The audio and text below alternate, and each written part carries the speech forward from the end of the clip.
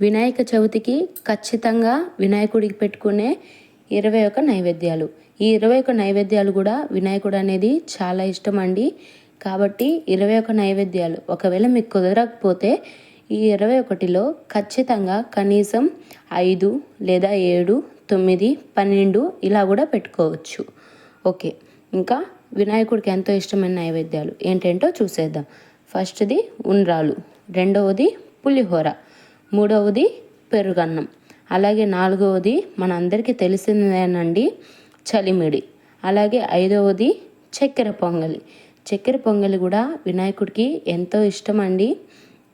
మనందరికీ తెలిసే ఉంటుంది, కానీ తెలియని వాళ్ళ కోసం చెప్తున్నాను. అలాగే ఆరవది పాయసం. పాయసం అంటే సగ్గుబియ్యం పాయసం కానీ లేదా సేమియా పాయసం కానీ మనకి ఏది తోచితే ఆ పాయసం పెట్టవచ్చు. ఏ పాయసమైనా వినాయకుడు తీసుకుంటాడు.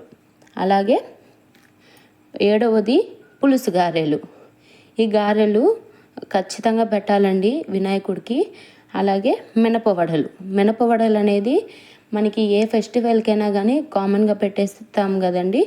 అలాగే మినపవడలు అనేటివి కూడా పెట్టాలి. అలాగే అటుకుల పులిహోర. అటుకులు అంటే చాలా ఇష్టపడతారండి వినాయకుడు అనేది.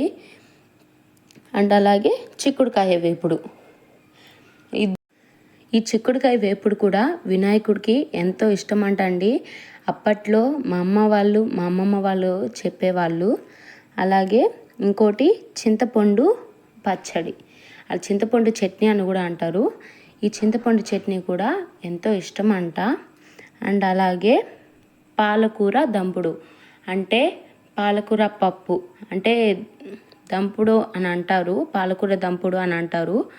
ఒకవేళ మీకు ఎవరికైనా ఐడియా ఉంటే ఈ పాలకూర దంపుడు పాలకూర పప్పు పెసరపప్పు వేసి చేసి నైవేద్యంగా పెట్టండి.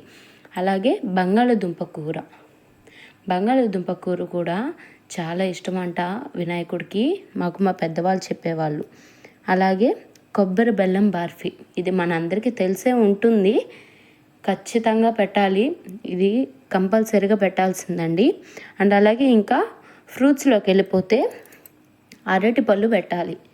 అరటిపళ్ళు అనేటివి కూడా కంపల్సరీగా పెట్టాలి. అండ్ అలాగే జాంపళ్ళు, ఈ జాంపళ్ళు కూడా ఖచ్చితంగా పెట్టాలి.